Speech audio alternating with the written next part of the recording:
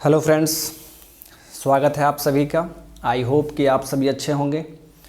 तो previous session में हम लोगों ने एप्लीकेशन ऑफ डायमेंशनल इक्वेशन के बारे में बात किया था। ओके, और मैंने आपको दो एप्लीकेशन बताया था। ओके, तो आज इस सेशन में हम लोग एप्लीकेशन ऑफ डायमेंशनल इक्वेशन में थर्ड एप्लीकेशन देखने जा रहे हैं। ओके, एंड जो स्टूडेंट भी आज न्यू स्टूडेंट हैं, ठीक है, वो पहले इसके प्रीवियस सेशन को देख लेंगे। ओके, तो फिर उनको यहाँ पर सब कुछ समझ में आएगा। और जो भी न्यू स्टूडेंट हैं वो प्लीज़ इस चैनल को सब्सक्राइब कर देंगे एंड अपने फ्रेंड्स में शेयर कर देंगे। ओके, तो चलिए माय डियर, सेशन को स्टार्ट किया जाए। तो देखिए, डायमेंशनल इक्वेशन का जो थर्ड एप्लीकेशन है वो ये है कि आप डिफरेंट फिजिकल क्वांटिटीज़ के बीच में एक पॉसिबल रिलेशनशिप एस्टैब्लिश कर सकते हैं। जैसे कुछ भी अगर आपका डिफरेंट फिजिकल क्वांटिटीज़ है जिसमें एक physical quantity number of physical quantities पर डिपेंडेंट है, तो आप उन सभी के बीच में एक रिलेशनशिप एस्टैब्लिश कर सकते हैं डायमेंशनल इक्वेशन के हेल्प से। ओके, तो चलिए देखते हैं कैसे, किस तरह हम लोग डिफरेंट फिजिकल क्वांटिटीज़ के बीच में एक रिलेशनशिप स्थापित कर सकते हैं। आइए इस चीज़ को यहाँ पर समझते हैं। तो इस चीज़ को समझने के लिए हम लोग यहाँ पर एक क्वेश्चन देखेंगे। ठीक है, क्वेश्चन के हेल्प से ही आपको समझ में आ जाएगा।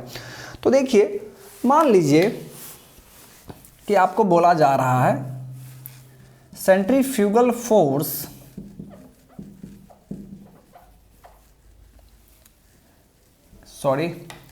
सेंट्रीपिटल फोर्स दीजिए। ठीक है, centripetal force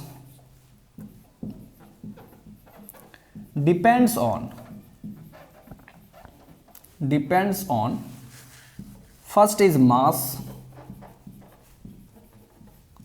second is speed,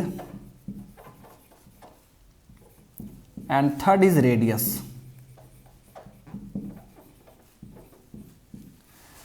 Find a suitable relationship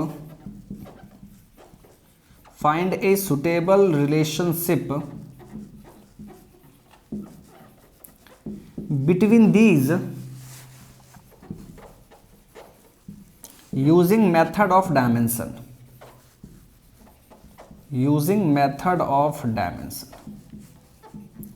तो ये आपका क्वेश्चन है। ठीक है, इसी क्वेश्चन के हेल्प से हम लोग आसानी से समझ जाएंगे कि किस तरह हम लोग पॉसिबल रिलेशनशिप एस्टैब्लिश कर सकते हैं।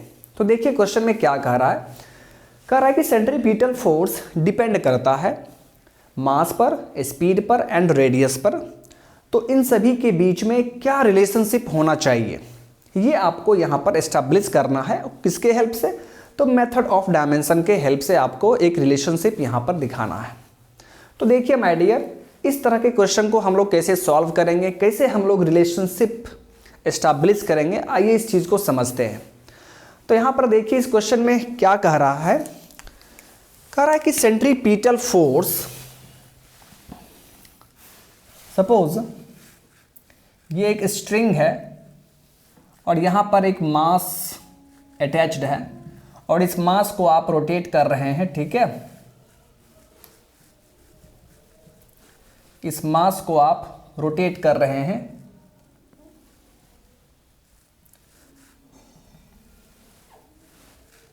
सो सपोज ये पाथ है उसका, ये उसका पाथ है। ओके, इसका मास m है माय डियर, इसका वेलोसिटी v है, स्पीड v है एंड रेडियस r है। तो सेंट्रीपिटल फोर्स ये आप मान लीजिए f आपका सेंट्रीपिटल फोर्स है, जो कि डिपेंड कर रहा है मास पर, स्पीड पर एंड रेडियस पर। तो इन सभी के बीच में क्या रिलेशनशिप होगा? तो देखिए, हम लोग क्या करेंगे, सबसे पहले अगर इस तरह का कोई भी आपको वेरिएबल दिया गया हो, यहाँ पर सेंट्रीपिटल फोर्स डिपेंड कर रहा है, मतलब सेंट्रीपिटल फोर्स हमारा डिपेंडेंट वेरिएबल है, ये डिपेंड कर रहा है। एंड मास, स्पीड और रेडियस, ये तीनों हमारा इंडिपेंडेंट वेरिएबल है। ये हमारा क्या है? Independent variable. These all are independent variable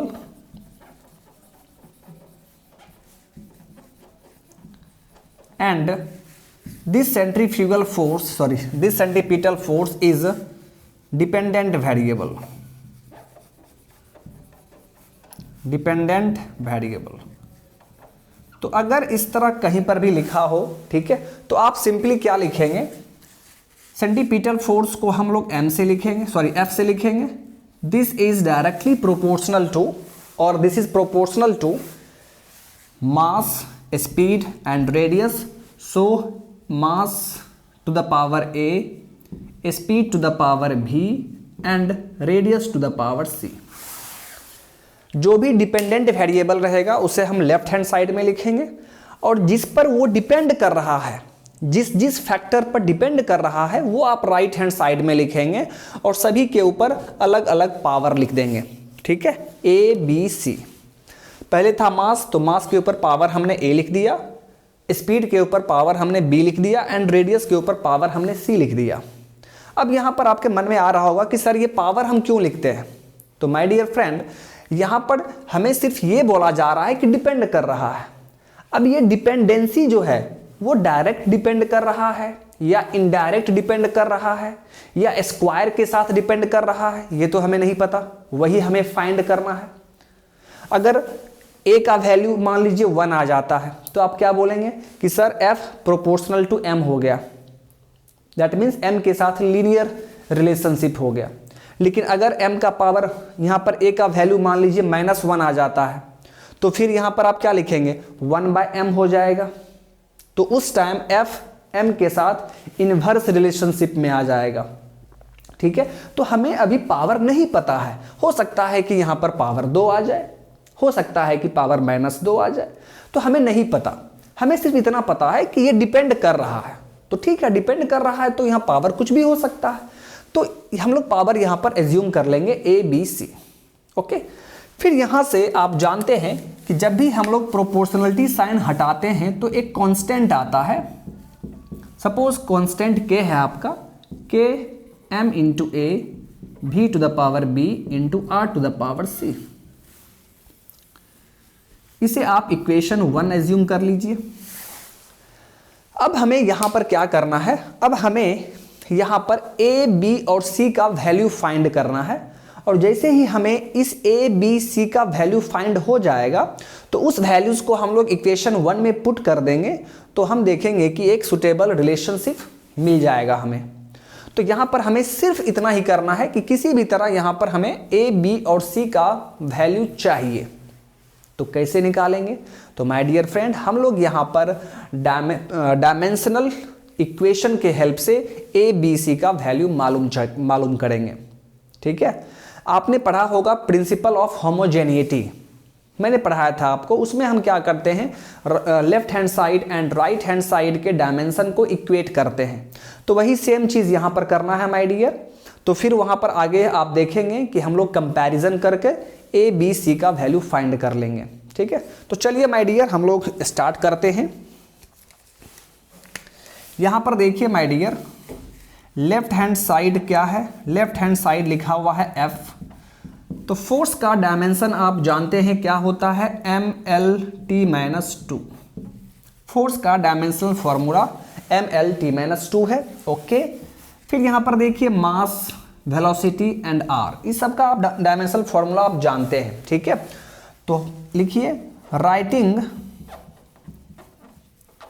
the dimensional formula, writing the dimensional formula of each of the terms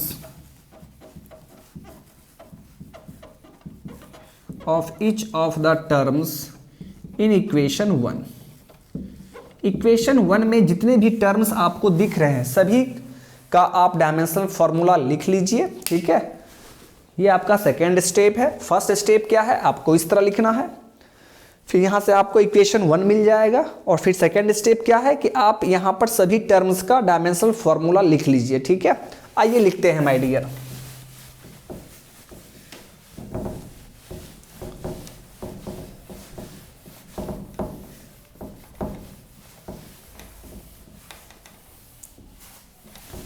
okay, चलिए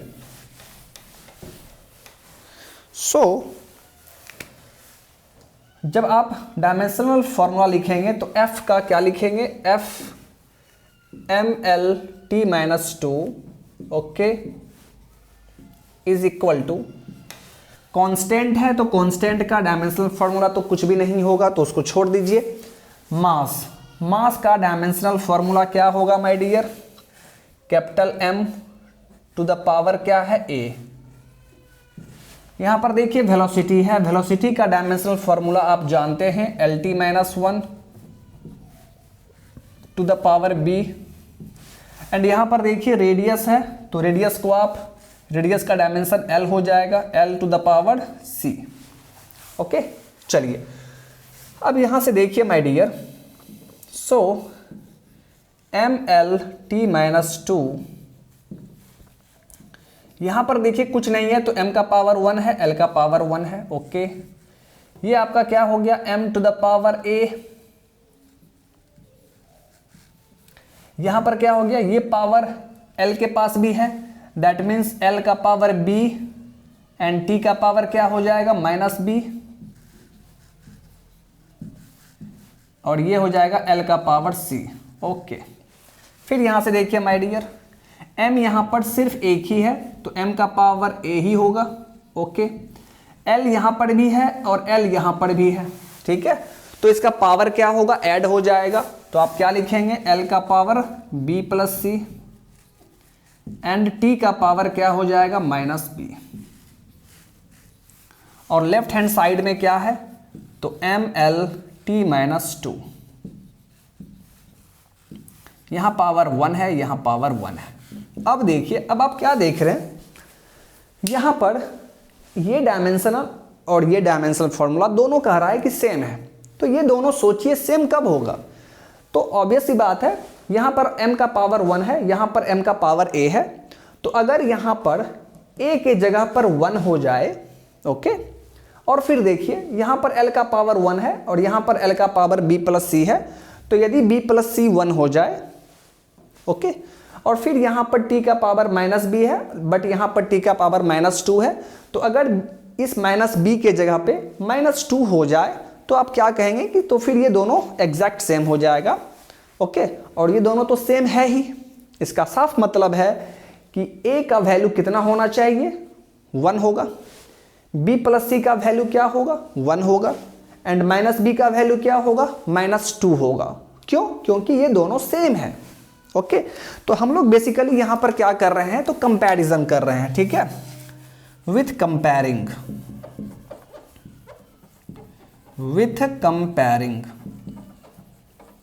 तो कंपेयर करने के बाद आप डायरेक्ट लिख सकते हैं, so a is equal to क्या हो जाएगा 1, minus b is equal to क्या हो गया my dear -2, so b is equal to 2, और फिर b plus c is equal to क्या होगा 1। अब देखिए b का वैल्यू हमें पता है कितना है, 2 है, so 2 plus c is equal to 1, so c is equal to -1। देखिए c का वैल्यू हमें मिल गया -1, b का वैल्यू हमें 2 मिल गया और a का वैल्यू हमें 1 मिल गया, और हमें सिर्फ यही फाइंड करना था। और जैसे ही इन कांस्टेंट का वैल्यू हमें मालूम चला है तो इस वैल्यू को हम क्या करेंगे, इक्वेशन 1 में पुट कर देंगे। ओके और जैसे ही आप इक्वेशन 1 में पुट करेंगे आपको एक रिलेशनशिप मालूम चल जाएगा। आइए पुट करते हैं my dear. So putting the values of a, b and c in equation 1, आइए पुट कीजिए माय डियर।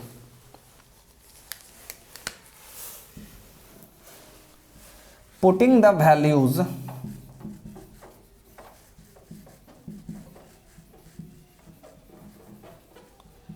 इन इक्वेशन 1,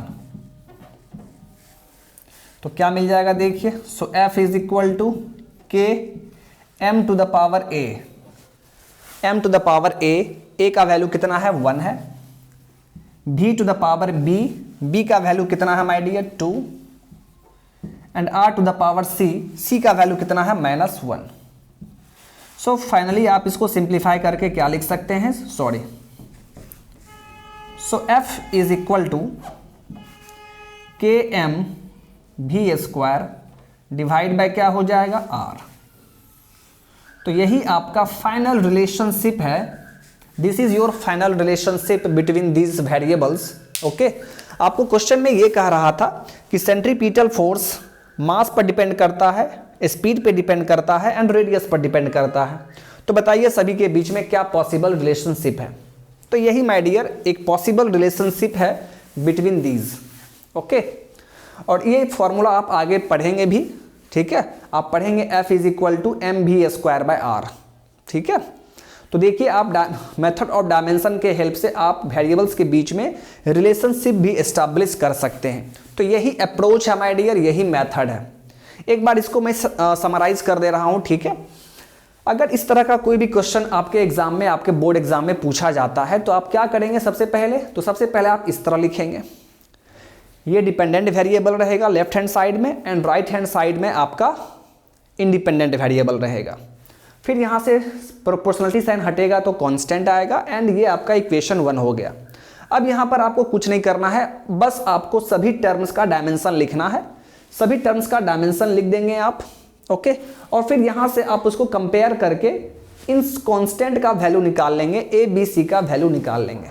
और जैसे ही ए बी सी का वैल्यू मालूम चल गया है, आप उसको इक्वेशन 1 में पुट कर देंगे तो फिर आपको एक रिलेशनशिप मालूम चल जाएगा। तो यही अप्रोच है माय डियर, ठीक है। इसी अप्रोच के द्वारा आप डिफरेंट फिजिकल क्वांटिटीज के बीच में रिलेशनशिप एस्टैब्लिश कर सकते हैं। सो आई होप कि आपको ये एप्लीकेशन अच्छे तरीके से समझ में आ गया होगा। आप एक दो क्वेश्चन का प्रैक्टिस कर लेंगे, ठीक है, तो फिर आपको किसी भी तरह का दिक्कत नहीं होगा माय डियर। काफ़ी आसान है ये। ओके, चलिए अब इसके आगे हम लोग बात कर लेते हैं। इस तरह का क्वेश्चन आपके बोर्ड एग्जाम में पूछा जाता है तो आपको प्रैक्टिस करना होगा। एक दो क्वेश्चन बस प्रैक्टिस कर लीजिएगा। चलिए अब हम लोग इसके आगे बात कर लेते हैं। आप वन सिस्टम ऑफ यूनिट को अदर सिस्टम ऑफ यूनिट में भी चेंज कर सकते हैं, ठीक है। उसका थोड़ा सा आइडिया मैंने आपको दिया था स्टार्टिंग में ही। ओके, तो चलिए अब हम लोग यहां से बात करते हैं to convert one system of unit into another. Okay, अब हमारा हेडिंग है to convert a system of unit, to convert a system of unit into another, आप एक सिस्टम ऑफ यूनिट को दूसरे सिस्टम ऑफ यूनिट में कन्वर्ट कर सकते हैं, ठीक है। कैसे कर सकते हैं, तो आपको याद होगा फॉर्मूला, स्टार्टिंग में ही मैंने बताया था। किसी भी फिजिकल क्वांटिटीज़ को हम लोग n इंटू यू के टर्म्स में लिखते हैं। n वहाँ पर क्या है मैग्नीट्यूड, u वहाँ पर क्या है यूनिट। ओके, फिर याद कीजिए बताया था मैंने q is equal to n1 u1 is equal to n2 u2, उस तरह बताया था मैंने। बात समझ में आ रहा है। तो चलिए हम लोग यहाँ पर देखते हैं कि किस तरह हम लोग एक सिस्टम ऑफ यूनिट्स को दूसरे में चेंज कर सकते हैं। फॉर एग्जाम्पल माय डियर, मान लीजिए 1 मीटर है, तो 1 मीटर को आप 100 सेंटीमीटर भी बोल सकते हैं, 100 सेंटीमीटर, ठीक है। तो यहाँ पर देखिए ये क्या है, ये हमारा n1 है मैग्नीट्यूड, ये हमारा क्या है, ये हमारा L1 है। L1 मतलब क्या है, यूनिट ऑफ लेंथ। मीटर क्या है, यूनिट ऑफ लेंथ है। फिर यहाँ पर देखिए 100 लिखा हुआ है, तो ये हो गया आपका n2, मैग्नीट्यूड चेंज हो गया और यूनिट भी चेंज हो गया, यूनिट भी चेंज हो गया माय डियर। तो इस यूनिट को L2 बोलेंगे। है तो लेंथ का ही यूनिट, चाहे मीटर हो चाहे सेंटीमीटर हो, दोनों है तो लेंथ का ही यूनिट, बट अलग अलग है। तो इस यूनिट को हम L1 लिख रहे हैं और इस लेंथ के यूनिट को हम L2 लिख रहे हैं। बात समझ में आ गया, जबकि दोनों वैल्यू तो सेम है, दोनों वैल्यू तो सेम है माय डियर। तो फिर देखिए यहाँ से आप सिंपली बोल सकते हैं कि सर इसका मतलब है n1 L1 is equal to n2 L2। तो यहाँ से आप n2 L2 is equal to n1 L1 भी लिख सकते हैं। तो n2 इज इक्वल टू क्या हो जाएगा, n1 into L1 by L2। So N2 is equal to N1 L1 by L2, और यहाँ पर पावर क्या है 1 है, यहाँ पर पावर क्या है 1 है। ओके, अब यहाँ पर देखिए, मतलब आप सिंपली ये सोच के चलिए, अगर यहाँ पर ये वैल्यू हमें नहीं दिया हुआ होता, अगर ये वैल्यू N2 हमें नहीं दिया हुआ होता, ठीक है, तो इस N2 को हम आसानी से निकाल सकते हैं। N2 इज इक्वल टू क्या होगा, N1 this magnitude into this unit of length divide by this unit of length, and to the power क्या हो जाएगा 1 हो जाएगा, टू द पावर क्या हो जाएगा 1। वाई, बिकॉज यहाँ पावर 1 है तो पावर यहाँ 1 हो जाएगा। ओके, फिर देखिए माय डियर, फिर अगर यहाँ पर 1 मीटर स्क्वायर लिखा रहता, अगर 1 मीटर स्क्वायर लिखा रहता तो आप इसको सिंपली क्या लिख सकते हैं 1 मीटर इंटू 1 मीटर। फिर देखिए 1 मीटर को आप क्या लिख सकते हैं 100 सेंटीमीटर, इस 1 मीटर को 100 सेंटीमीटर। तो सिंपली आप बोलेंगे कि sir 1 metre square is equal to क्या हो गया, इतना सेंटीमीटर स्क्वायर।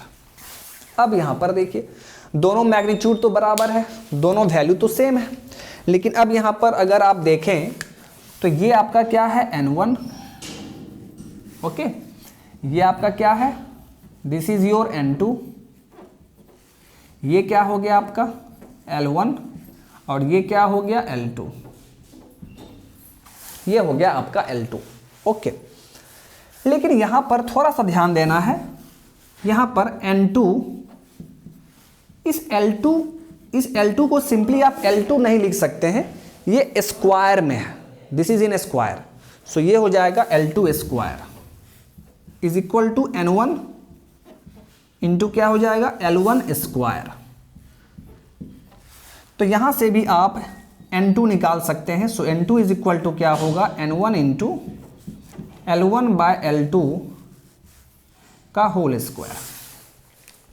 यहां से भी आप निकाल सकते हैं, यदि आपको ये मैग्नीट्यूड निकालने बोल दिया जाए, ठीक है, तो आप यहां से इस तरीके से निकाल सकते हैं। मतलब अगर आपको बोल दिया कि बाबू 1 मीटर स्क्वायर को तुम सेंटीमीटर स्क्वायर में चेंज करो, तो उसका कितना मैग्नीट्यूड होना चाहिए, तो यानी N2 बराबर आप क्या लिखेंगे N1 जो फर्स्ट यूनिट है, जो फर्स्ट सिस्टम ऑफ यूनिट है उसका magnitude into first system of unit का जो L1 है डिवाइड बाय L2 का होल स्क्वायर। इस तरीके से आप निकाल सकते हैं, ठीक है। फिर देखिए माय डियर, फिर देखिए अगर आपको मान लीजिए 10 मीटर पर सेकेंड स्क्वायर दिया हुआ है, तो इसको आप कैसे लिखेंगे, इसको आप लिखेंगे my dear 10 into 1 metre into 1 second का पावर -2, ऐसा आप लिख सकते हैं। ओके, फिर यहाँ से देखिए 10 इंटू 1 मीटर को आप क्या लिखेंगे 100 सेंटीमीटर इंटू 1 सेकेंड का power -2, so this will be equal to 1000 centimetre second का पावर -2, और ये किसके बराबर है 10 मीटर पर सेकेंड स्क्वायर। मान लीजिए क्वेश्चन में आपको बोल दिया है, ये दोनों वैल्यू तो सेम है, मान लीजिए क्वेश्चन में बोल दिया कि बाबू 10 मीटर पर सेकेंड स्क्वायर को तुम सेंटीमीटर पर सेकेंड स्क्वायर में चेंज करो, तो बताओ वहां पर मैग्नीट्यूड कितना होना चाहिए, N2 का वैल्यू कितना होना चाहिए, ठीक है। तो ये क्या है आपका, दिस इज योर N1, ये देखिए मीटर क्या है लेंथ का यूनिट, सेकेंड स्क्वायर किसका यूनिट है टाइम का यूनिट, ये क्या हो गया this is your N2, centimetre किसका यूनिट है लेंथ का तो L2, सेकेंड किसका यूनिट है जी टाइम का तो T2। ओके, तो यहां से आप क्या लिखेंगे, सो N1 L1 T1 to the power -2 हो गया है is equal to N2 L2 T2 to the power -2, ऐसा लिखेंगे आप। क्यों ऐसा लिखेंगे, क्योंकि यहां पर देखिए लेंथ के साथ पावर 1 है तो पावर यहां भी 1 रहेगा, यहां पर भी पावर 1 रहेगा, लेकिन टाइम के साथ पावर क्या है -2, सो पावर -2, टाइम के साथ पावर क्या है -2, तो हमें N2 निकालना है। ओके, आपको ये N2 निकालना है, तो N2 बराबर आप क्या लिखेंगे my dear, so N2 is equal to N1 into L1 by L2 into T1 by T2 to the power minus two, ठीक है। तो इस तरीके से आप N2 निकाल लेंगे। तो देखिए हर बार इतना करने का जरूरत नहीं है, हर एक क्वेश्चन में इतना करने का जरूरत नहीं है, वो बस मैं आपको समझा रहा हूं, ठीक है। अब यहां पर हम लोग कंक्लूजन लेंगे, कंक्लूजन आपको दिखाएंगे। किसी भी सिस्टम ऑफ यूनिट्स को अगर दूसरे सिस्टम ऑफ यूनिट्स में चेंज करना हो तो वहां पर देखिए N1 क्या होता है, L1 T1 N2 L2 T2, वो आप देख पा रहे हैं। L1 क्या है, फर्स्ट सिस्टम ऑफ यूनिट, ठीक है, यह है unit of length in first system of unit. L2 क्या है, unit of length in second in new system. New system में लेंथ का यूनिट क्या है, L2, जो कि क्या है, सेंटीमीटर। बात समझ में आ रहा है। तो वहां पर अगर N2 निकालना हो तो डायरेक्ट आप क्या लिखेंगे, N1 into L1 by L2। अब L1 बाय L2 हर जगह तो नहीं होगा ना, कहीं हो सकता है कि कहीं यहां पर मीटर स्क्वायर लिखा रहे, तो यहां पर क्या होगा, पावर 2 हो जाएगा। बात समझ में आ रहा है। जैसे यहां पर सेकेंड का पावर -2 है, तो आप क्या देख पा रहे हैं कि सेकेंड में टाइम में जो पावर है -2 है, लेकिन लेंथ में पावर 1 है, दोनों जगह 1 है पावर, तो यहां पावर क्या हो गया, 1। हो सकता है कहीं पर पावर लेंथ का पावर 2 हो जाए, तो यहां पर आपको 2 लिखना पड़ेगा। बात समझ में आ गया, ओके। उसी तरह यहां पर अगर कहीं मास लिखा रहा था, केजी या ग्राम लिखा रहा था, तो फिर यहां पर क्या आता, M1 बाय M2 भी आता, M1 बाय M2 भी आता, ठीक है। तो हम लोग एक कंक्लूजन करके सिमिलरली करके लिख लेते हैं, ठीक है। तो आइए देखिए माय डियर, हम लोग सिमिलरली करके लिख लेते हैं। सो अगर कहीं पर भी एक सिस्टम ऑफ यूनिट्स को किसी दूसरे सिस्टम ऑफ यूनिट्स में चेंज करना हो तो डायरेक्ट आप क्या लिखेंगे, तो आप डायरेक्ट वहां पर N2 इज इक्वल टू लिख सकते हैं और वो वैल्यू आप आसानी से निकाल सकते हैं, ठीक है। अगर आप इस अप्रोच से नहीं करते हैं तो फिर भी आप एक सिस्टम ऑफ यूनिट्स को दूसरे सिस्टम ऑफ यूनिट्स में चेंज कर सकते हैं, ठीक है। तो वो अप्रोच भी मैं आपको बता दूंगा। आइए, तो माय डियर फ्रेंड, तो आप क्या लिखेंगे, similarly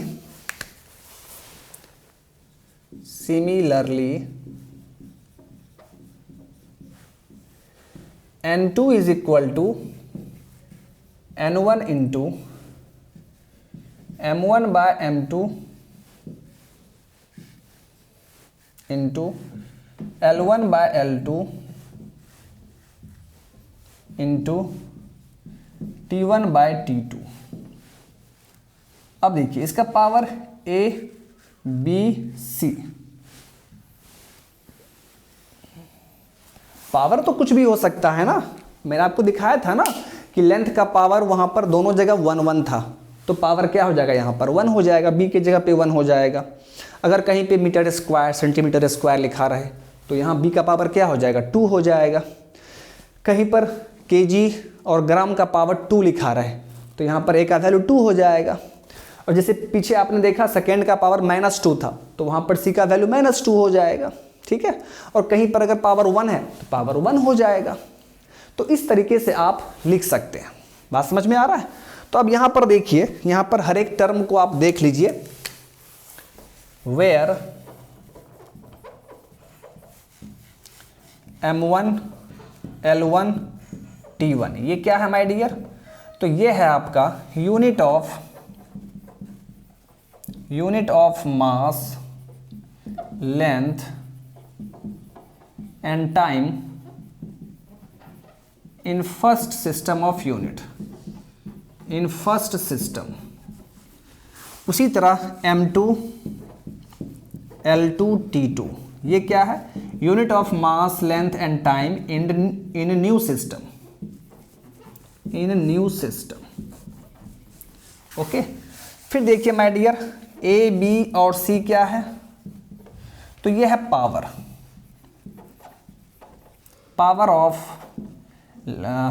of mass length and time, okay. And N1 N2 क्या है माय डियर, N1 क्या है यहाँ पर? N1 is the magnitude in first system of unit, first system. N2 क्या है my dear? Magnitude in new system. बात समझ में आ रहा है? तो यही तरीका है माय डियर, इसी तरीके से आप किसी भी सिस्टम ऑफ यूनिट्स को दूसरे सिस्टम ऑफ यूनिट में चेंज कर सकते हैं। आई होप कि आपको ये तो समझ में आ गया होगा, लेकिन अब इसको यूज कैसे करना है, किस तरह हम लोग एक सिस्टम ऑफ यूनिट्स को दूसरे सिस्टम ऑफ यूनिट्स में चेंज कर पाएंगे, तो आइए यहाँ पर हम लोग एक क्वेश्चन करके देख लेते हैं। ठीक है, एक क्वेश्चन के हेल्प से मैं आपको ये समझा देता हूँ। ठीक है, उसके बाद आप किसी भी क्वेश्चन को आसानी से सॉल्व कर सकते हैं। ओके, आइए माय डियर मूव करते हैं।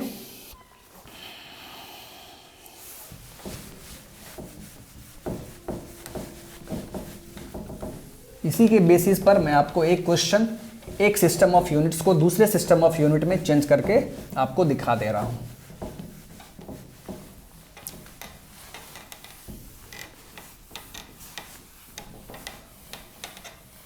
आइए ध्यान देंगे आप लोग।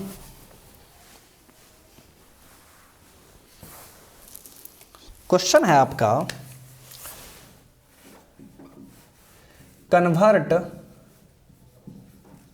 Convert 10 Newton of force into CGS system, ये आपका क्वेश्चन है। Convert 10 Newton of force into CGS system. अब देखिए, यानी एक सिस्टम ऑफ यूनिट को आपको कन्वर्ट करना है दूसरे सिस्टम ऑफ यूनिट में, यानी 10 न्यूटन ऑफ फोर्स को आपको सीजीएस यूनिट में चेंज करना है। तो कैसे करेंगे? ठीक है, आइए देख लेते हैं माय डियर। तो सबसे पहले आप यहां पर लिखेंगे 10 न्यूटन है, तो 10 न्यूटन को आप सिंपली क्या लिख सकते हैं?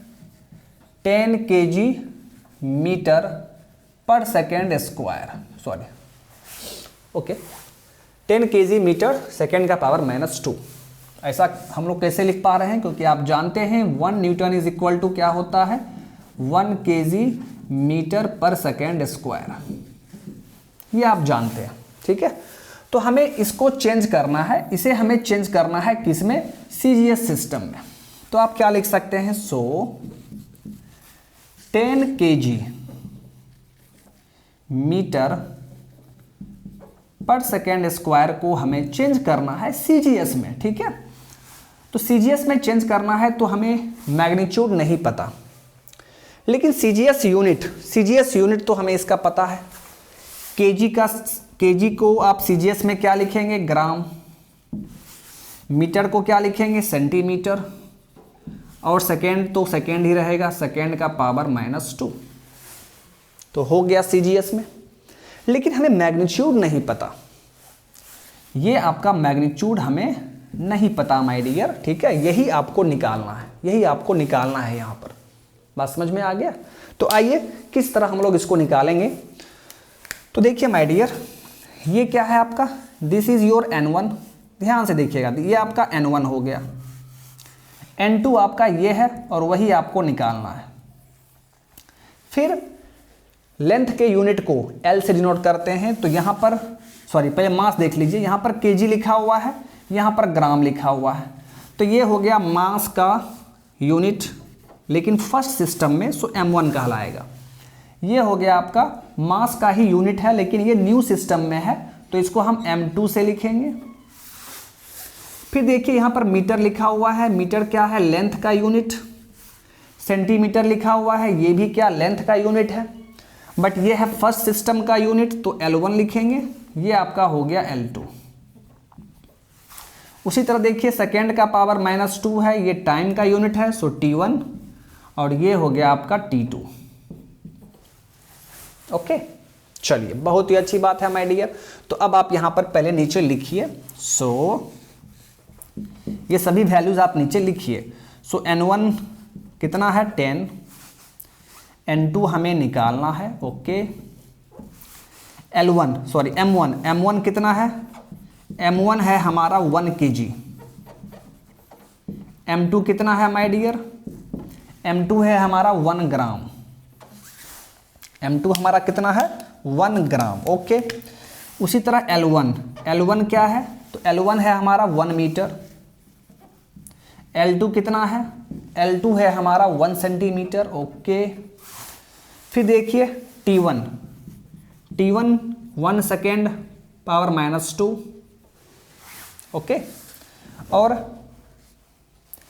सॉरी यहाँ पर सिर्फ 1 सेकेंड लिखिए, ठीक है, पावर हमें नहीं देखना है अभी, पावर तो हम बाद में देख लेंगे।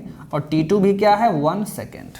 ठीक है, ये सभी वैल्यूज़ आपने लिख लिया।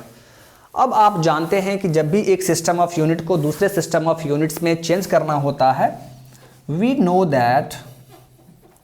दैट तो हमारा एक फाइनल रिलेशनशिप था, याद होगा आपको। N2 हम कैसे निकालते हैं, तो N2 इज इक्वल टू होता है N1 into M1 divide by M2 to the power A, L1 divide by L2 to the power B and T1 divide by T2 to the power C। यही आप लिखते हैं। Okay, अब यहाँ पर बताना है आपको कि A, B, C का वैल्यू यहाँ पर क्या होगा। तो देखिए A किसका पावर होता है, मास का पावर। यहाँ पर देखिए मास का पावर 1 है, यहाँ पर भी मास का पावर 1 है, तो A का वैल्यू क्या हो गया माय डियर, 1। अब देखिए B का वैल्यू, B किसका पावर है, लेंथ का। लेंथ में भी देखिए पावर 1, सो B का वैल्यू भी 1 हो गया। लेकिन टाइम का पावर देखिए C है और यहाँ पर टाइम का पावर -2, सो C का वैल्यू क्या हो गया माय डियर, -2। C का वैल्यू क्या हो गया, -2। अब बस आप सभी वैल्यूज पुट कर दीजिए। सो N2 is equal to N1 कितना है, 10। M1 कितना है, 1 kg। M2 कितना है, 1 ग्राम। पावर कितना है, 1। L1 कितना है, L1 है आपका 1 मीटर। L2 कितना है, 1 सेंटीमीटर।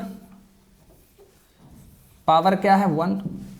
T1 क्या है, T1 है आपका 1 सेकेंड और पावर क्या होगा, -2। ओके, अब आपको बस सिंप्लीफाई करना है माय डियर, सिंप्लीफाई कर लीजिए, आपको वैल्यू आ जाएगा। सो यहाँ से देखिए my dear, so N2 is equal to N1 जो कि 10 है इंटू 1 kg और ये ग्राम है। ठीक है, तो ये दोनों तो कैंसल आउट हो नहीं सकता है, तो कैसे कैंसल आउट होगा, आप kg को ग्राम में चेंज कर दीजिए। तो 1 kg इज इक्वल टू क्या होगा, 1000 ग्राम। तो ऊपर में क्या हो गया, 1000 ग्राम और नीचे में भी क्या है, 1 ग्राम। ओके, पावर 1 है तो कोई दिक्कत नहीं है। यहाँ पर 1 मीटर, यहाँ पर 1 सेंटीमीटर, तो ये कैंसल आउट नहीं होगा, हमें चेंज करना होगा। तो 1 मीटर इज इक्वल टू क्या होगा, 100 सेंटीमीटर और नीचे क्या है, 1 सेंटीमीटर इंटू, यहाँ पर देखिए 1 सेकेंड पावर -2, पावर क्या है, -2। ओके, तो यहाँ पर आप क्या लिखेंगे, 1 second by 1 second power -2, power -2। Okay, और यूनिट क्या होगा वो सब आप जानते हैं, यूनिट का हमें चक्कर यहाँ पर नहीं है, हमें यहाँ पर सिर्फ N2 निकालना है, सिर्फ N2 का वैल्यू। ओके, यहाँ से देखिए ये कैंसल आउट, ये कैंसल आउट, ये cancel out. So N2 is equal to 10 into 1000 into 100। तो N2 का वैल्यू कितना हो गया my dear, 1 into 10 to the power 6। देखिए N2 का वैल्यू हमने निकाल लिया। इस जगह पर कितना होना चाहिए, 1 इंटू 10 टू द पावर 6 होना चाहिए। सो फाइनली हमारा आंसर क्या आ गया, सो फाइनली आप 10 kg metre per second square को क्या लिखेंगे, 10 kg metre per second square को आप क्या लिखेंगे, 1 into 10 to the power 6 gram centimetre per second square. तो देखिए आपका 10 न्यूटन ऑफ फोर्स कन्वर्ट हो चुका है CGS सिस्टम में। ठीक है, तो यही अप्रोच है माय डियर, इसी अप्रोच से आप किसी भी सिस्टम ऑफ यूनिट्स को दूसरे सिस्टम ऑफ यूनिट्स में चेंज आसानी से कर सकते हैं। ओके, एंड आई होप कि आपको ये अच्छे तरीके से समझ में आ गया होगा। ठीक है, आप प्रैक्टिस कर सकते हैं, कोई भी एक दूसरा क्वेश्चन आप लेके प्रैक्टिस कर सकते हैं सेम अप्रोच से, तो फिर आपको कोई दिक्कत नहीं होगा। चलिए माय डियर, अब इसके आगे हम लोग मूव कर लेते हैं। ओके, अब इसके आगे हम लोग बात करेंगे limitation of dimensional equation. Okay,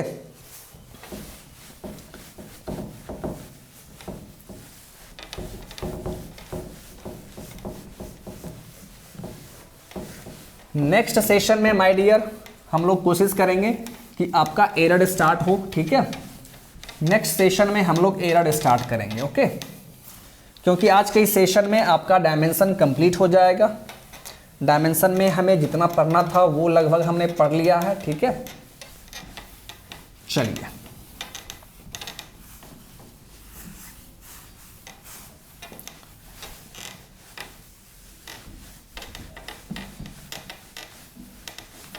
अब हमारा हेडिंग होगा limitation of dimensional equation.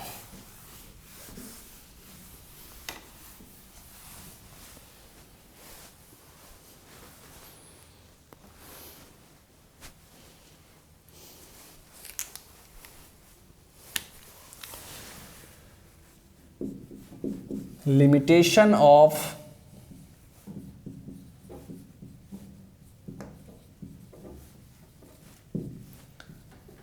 dimensional equation।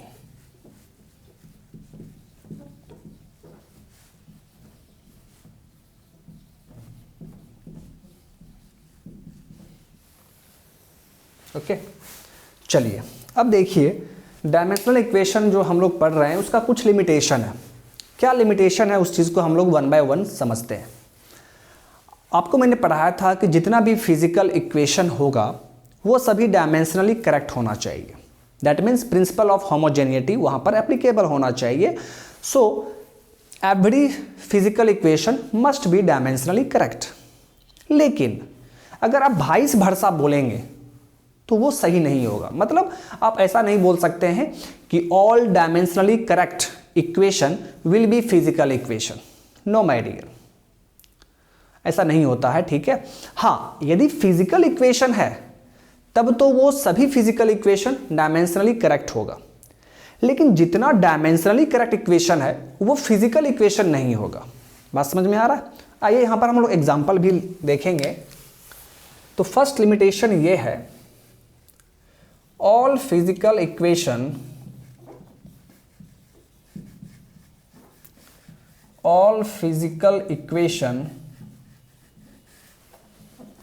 are dimensionally correct,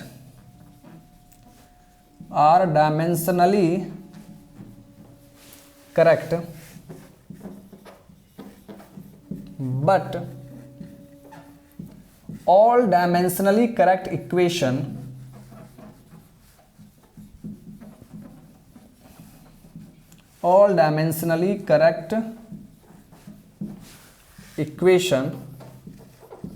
are not physical equation,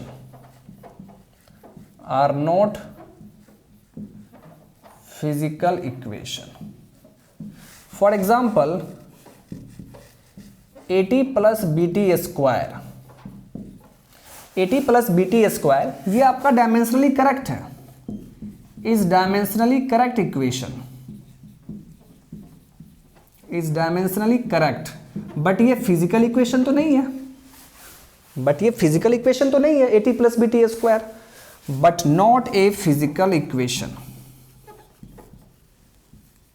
okay, तो यही इसका फर्स्ट लिमिटेशन है, but not a physical equation. Okay, तो इस पॉइंट को आपको ध्यान में रखना होगा। ये इसका फर्स्ट लिमिटेशन है माय डियर। अब हम लोग सेकेंड लिमिटेशन के बारे में बात कर लेते हैं। ठीक है, देखिए डायमेंशनल इक्वेशन जो आप पढ़ते हैं, ठीक है, तो डायमेंशनल इक्वेशन के हेल्प से हमें किसी भी फिजिकल इक्वेशन में जो डायमेंशनलेस कांस्टेंट आता है उसके बारे में कुछ भी इंफॉर्मेशन हमें मालूम नहीं चल पाता है। मतलब डायमेंशनल इक्वेशन हमें डायमेंशनल डायमेंशनलेस कांस्टेंट के बारे में कुछ भी इंफॉर्मेशन नहीं देता है। बहुत सारे फिजिकल इक्वेशन में जो डायमेंशनलेस कांस्टेंट आता है, जैसे फॉर एग्जांपल, इसका मैं आपको एग्जांपल भी दे रहा हूं। फॉर एग्जांपल अभी कुछ देर पहले ही आपने F = kmv²/r ये रिलेशनशिप आपने एस्टैब्लिश किया था। तो वहां पर क्वेश्चन में क्या कहा था? क्वेश्चन में कहा था कि सेंट्रीपिटल फोर्स मास पर डिपेंड करता है, स्पीड पे डिपेंड कर रहा है, रेडियस पर डिपेंड कर रहा है, और ये के क्या है? के है डायमेंशनलेस कांस्टेंट। क्या इसके बारे में क्वेश्चन में कुछ भी बोला था? नहीं बोला था, फिर भी ये यहाँ पर आ गया ना। तो यही इसका लिमिटेशन है। डायमेंशनल इक्वेशन हमें इस डायमेंशनलेस कांस्टेंट के बारे में कुछ भी इंफॉर्मेशन नहीं देता है, जबकि फिजिकल इक्वेशन में, ये आपका फिजिकल इक्वेशन है, जबकि इस फिजिकल इक्वेशन में डायमेंशनलेस कांस्टेंट तो आ रहा है, अपीयर हो रहा है, तो उसके बारे में हमें इंफॉर्मेशन तो देना चाहिए था, बट नहीं दिया। तो ये इसका सेकेंड लिमिटेशन हो गया। ठीक है, तो आप यहां पर क्या लिखेंगे? Dimensional equation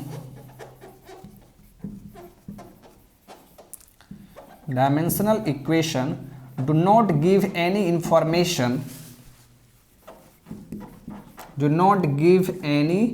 information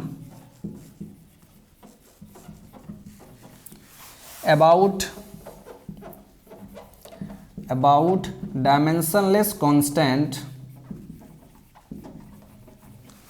dimensionless constant appearing in physical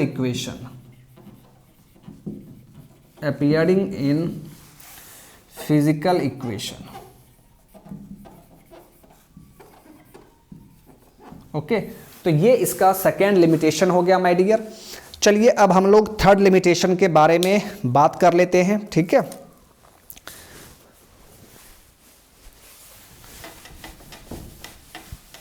देखिए, जो भी डायमेंशनल फॉर्मूला होता है माय डियर, जो भी डायमेंशनल फॉर्मूला होता है वो हमें ये नहीं बताता है कि जो फिजिकल क्वांटिटी है वो स्केलर है या वेक्टर है। ठीक है, डायमेंशनल फॉर्मूला से आपको ये नहीं पता चलेगा कि कौन सा फिजिकल क्वांटिटी स्केलर है या वेक्टर है। जैसे आप बहुत सारे फिजिकल क्वांटिटी का डायमेंशनल फॉर्मूला लिखते हैं, जैसे फोर्स का mLT-2, वेलोसिटी का LT-1, स्पीड का LT-1। ठीक है, तो क्या डायमेंशनल फॉर्मूला को देखकर हमें यह पता चल रहा है कि कौन सा स्केलर होगा, कौन सा वेक्टर होगा? नहीं माय डियर। स्पीड का भी डायमेंशनल फॉर्मूला LT-1 है और वेलोसिटी का भी डायमेंशनल फॉर्मूला LT-1 है। तो ये दोनों देखकर तो हमें सिर्फ ये लग रहा है कि दोनों सेम है। अब दोनों में कौन स्केलर है, कौन सा वेक्टर है, ये हमें नहीं पता चल पाता है। तो ये भी इसका एक लिमिटेशन हो गया। सो थर्ड लिमिटेशन क्या हो गया? देखिए, dimensional formula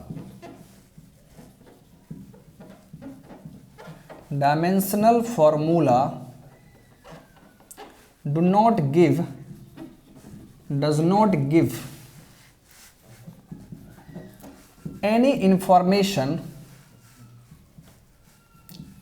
not give any information if the physical quantity is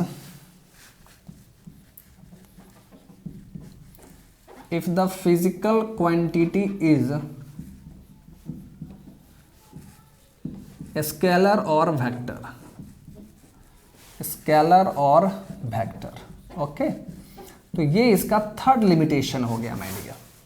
इसको डायमेंशनल फॉर्मूला से आपको पता ही नहीं चल पाएगा कि कौन सा स्केलर है और कौन सा वेक्टर है। ओके, चलिए अब यहां पर हम लोग देखते हैं इसका fourth limitation.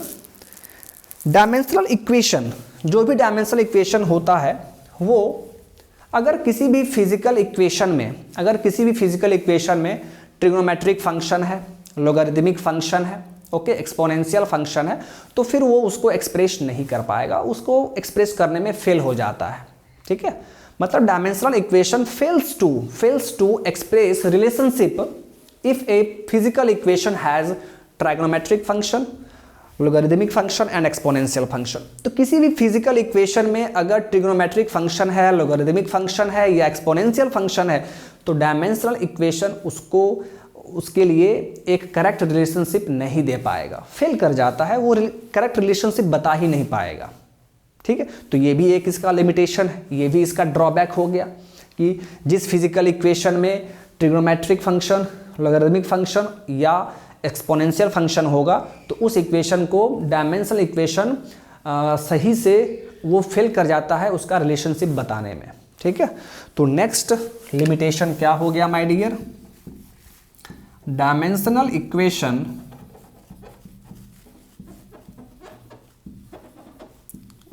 fails to establish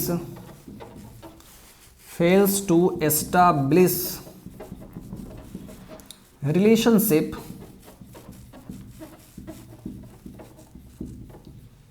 if a physical equation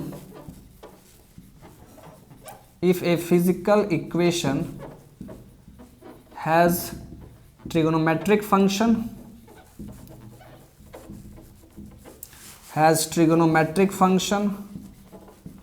logarithmic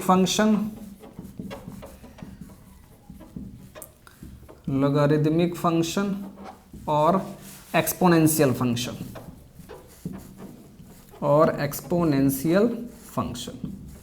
ठीक है, तो ये इसका फोर्थ लिमिटेशन हो गया डायमेंशनल इक्वेशन का।